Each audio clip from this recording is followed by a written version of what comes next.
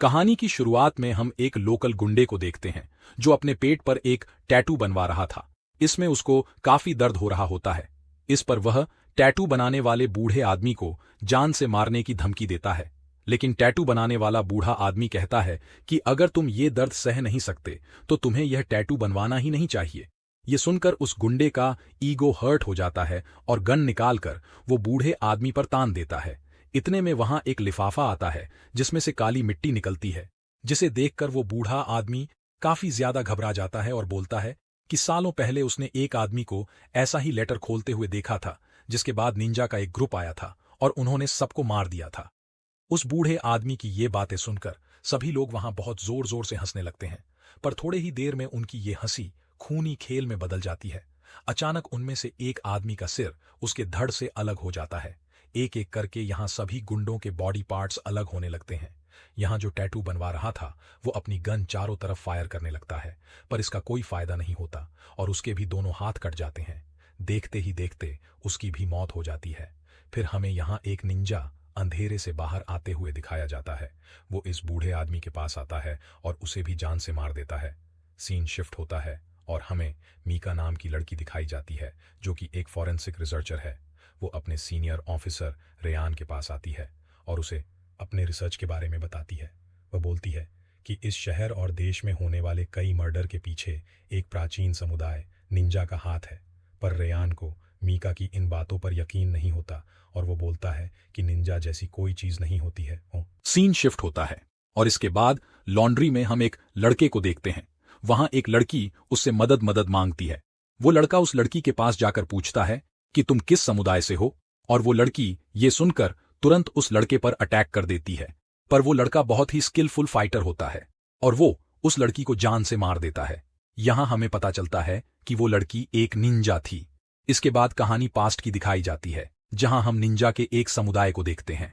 इनका गुरु ओजोनो नाम का एक आदमी होता है। यहां बच्चों को पकड़कर जबरदस्ती उन्हें हत्यारा बनाया जाता था। इसके लिए इन सभी बच्चों को बहुत ही खतरनाक ट्रेनिंग से गुजरना पड़ता था। आज यहां ये लोग एक नए बच्चे को पकड़कर लाए थे जिसका नाम था राइजो। ये वही लड़का था जिसने लॉन्ड्री में उस लड़की को मारा था। ओजोनो उसे काफी बुरी तरह से ट्रेन करता है और वह भी धीरे धीरे सब कुछ सीखने लगता है। इसलिए ओजोनो की राइजो से उम्मीदें बढ़ने लगती हैं। अगर राइजो ट्रेनिंग के समय छोटी सी भी गलती करता था तो भी उसे इसके लिए बहुत दर्दनाक सजा मिलती थी। ऐसे ही एक सजा के बाद एक रात को उसे नींद नहीं आ रही थी। तब इसी समुदाय की एक बच्ची उसके पास आकर उसके पैरों में दवा लगती है। इससे राइजो को थोड़ा सा अच्छा महसूस होता है और वो सो जाता है। अगले दिन ओजोनो अपना हाथ काट लेता है, पर कुछ ही सेकंड में उसका वो जख्म भर जाता है। इसका मतलब ओजोनो अपने काम में बहुत ही माहिर था। सीन शिफ्ट होता है और हमें प्रेजेंट का सीन दिखाया जाता है। यहाँ राइजो अपने हथियारों से प्रैक्टिस कर रहा था, तभी आग देखकर उसे अपने पास्ट की याद आ जाती है, जिसमें वह उसी के समुदाय के एक लड़के के साथ फाइट कर रहा था।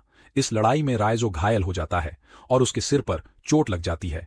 तब यहां ओजोनो आकर कहता है कि असली दर्द क्या होता है मैं तुम्हें बताता हूं, और ओजोनो राइजो के पेट में अपना हाथ घुसा देता है, जिससे राइजो को बहुत दर्द होता है और वो पूरी रात वैसे ही जमीन पर पड़ा रहता है। अगले दिन एक और लड़ाई होती है जिसमें किरिको नाम की लड़की एक लड़के से लड़ती है। ये वही लड़की थी जिसने बचपन में राइजो के जख्मों पर मरहम लगाया था। किरिको ये लड़ाई जीत जाती है। इसके बाद ओजोनो किरिको को चाकू देकर कहता है कि जाओ और इस हारे हुए लड़के के चेहरे पर इस चाकू से घाव कर दो। पर किरिको एक अच्छे दिल की लड़की होती है, वो ऐसा नहीं कर पाती, जिसके बाद ओजोनो को गुस्सा आता है और वो किरिको के चेहरे पर घाव कर देता है। ये देखकर राइजो को काफी गुस्सा आता है, लेकिन वह कुछ कर नहीं सकता था।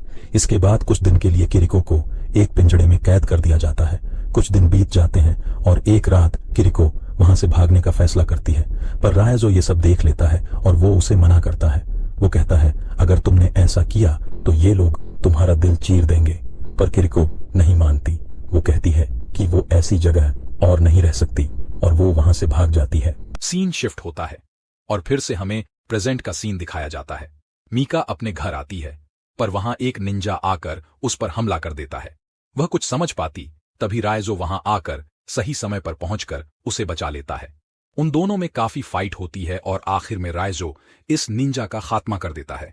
यहां राइजो मीका को अपना चेहरा दिखा देता है और मीका को लेकर वहां से निकल जाता है। मीका उससे पूछती है कि आखिर ये लोग कौन हैं और तुमने मेरी जान आखिर क्यों बचाई। इस पर राइजो बताता है कि ये उसी के समुदाय के लोग हैं और राइजो को फिर से अपना पास्ट याद आ जाता है, जिसमें किरिको को ओजोनो के लोग पकड़ कर ला रहे थे क्योंकि उसने भागने की कोशिश की थी। यहाँ ओजोनो के कहने पर उनमें से एक लड़का किरिको के दिल को चीर देता है। ये देखकर रायजो को बहुत बुरा लगता है, पर यहाँ रायजो किरिको को नहीं बचा पाता और फिर प्रेजेंट में रायजो मीका को बताता है कि वो पहले किरिको को नहीं बचा पाया था, पर आज उसके पास मौका था, इसलिए उसने मीका को बचाया। मीका पूछती है ये लोग हमारा पीछा कब तक करेंगे। रायजो बताता है जब तक वो हमें खत्म नहीं कर देते।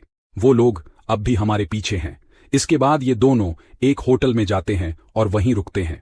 इसके बाद कहानी फिर से पास्ट की दिखाई जाती है, जहां राइजो की ट्रेनिंग पूरी हो चुकी थी और आज उसका टेस्ट था। अगर वो इस टेस्ट में पास हो गया तभी वो असली निंजा कहलाएगा।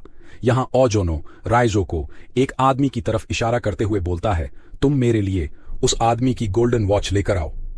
जब वह आदमी वॉशरूम में था तब राइजो पीछे से जाकर उसके गले में चाकू घुसा देता है, लेकिन ये एक मोटा और ताकतवर आदमी होता है, इसलिए एक चाकू से उसे ज्यादा कोई फर्क नहीं पड़ता और वो राइजो को पीटने लगता है।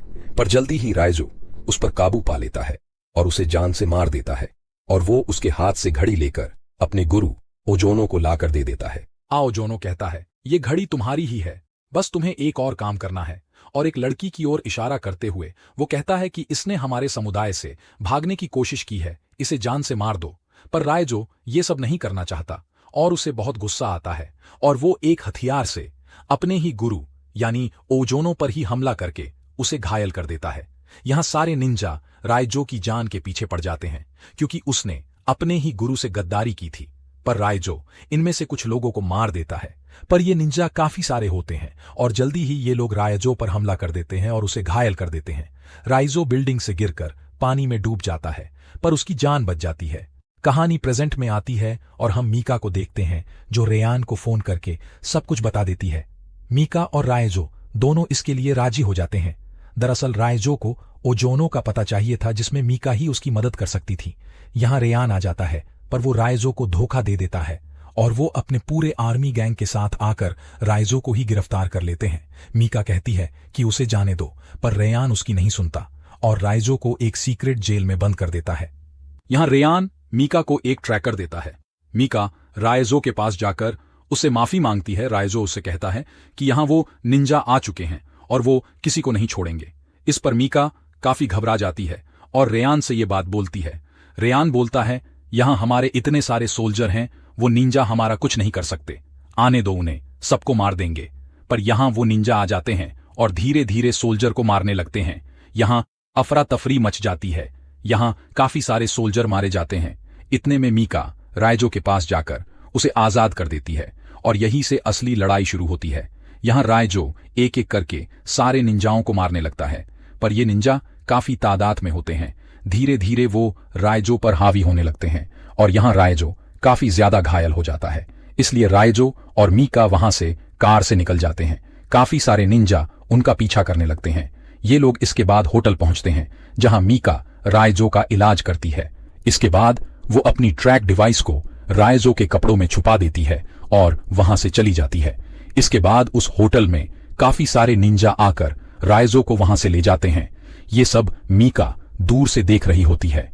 इसके बाद वो निंजा रायजो को ले जाकर बांध देते हैं और यहाँ उनका गुरु ओजोनो आता है और वो कहता है इस गद्दार की सजा है मौत, इसके दिल को चीर दो। पर इतने में वहां काफी सारे सोल्जर आकर इन लोगों पर गोलीबारी शुरू कर देते हैं। दरअसल ये मीका का ही प्लान था और वो ट्रैकिंग डिवाइस इसलिए उसने रायजो पर लगाई थी जिससे वो उस तक पहुंच सके। और सोल्जर यहां गोलीबारी करके काफी सारे निंजाओं का खात्मा कर देते हैं। कुछ सोल्जर की इसमें जान भी चली जाती है। यहां मीका आकार रायजो को बचा लेती है, पर यहां ओजोनो का एक निंजा रायजो से लड़ने के लिए आ जाता है। ये वही निंजा होता है जिसने किरिको के दिल को चीर कर उसकी जान ले लेती थी, इसलिए रायजो पहले से ही काफी गुस्से में होता है और यहाँ इन दोनों निंजाओं में बहुत ही खतरनाक लड़ाई होती है। यहाँ रायजो उस निंजा को बहुत बुरी तरह मौत के घाट उतार देता है। यहाँ इसके बाद ओजोनो की एंट्री होती है। ओजोनो कोई मामूली निंजा नहीं था, वो हवा से भी तेज भाग सकता था। वो रायजो को काफी मारता है। यहाँ रायजो बहुत कोशिश करता है, पर ओजोनो उस पर हावी हो जाता है। यहाँ मीका आकर उसे बचाने की कोशिश करती है, पर ओजोनो मीका का दिल चीरकर उसे घायल कर देता है। ये देखकर रायजो को बहुत गुस्सा आता है और रायजो अपने स्किल्स का उपयोग करके ओजोनो को कड़ी टक्कर देता है और आखिर में वो ओजोनो के कंधे में तलवार घुसाकर वो ओजोनो को भी मार देता है। इसके बाद वो मीका को लेकर बाहर आता है और रेयान से कहता है कि घबराओ मत, इसे कुछ नहीं होगा, क्योंकि इसका दिल राइट साइड नहीं बल्कि लेफ्ट साइड है।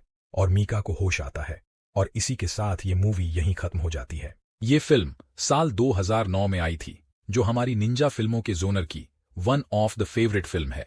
उम्मीद करते हैं आपको इस फिल्म की कहानी जरूर ही पसंद आई होगी। मिलते हैं एक नई कहानी के साथ अगली वीडियो में। जय हिंद।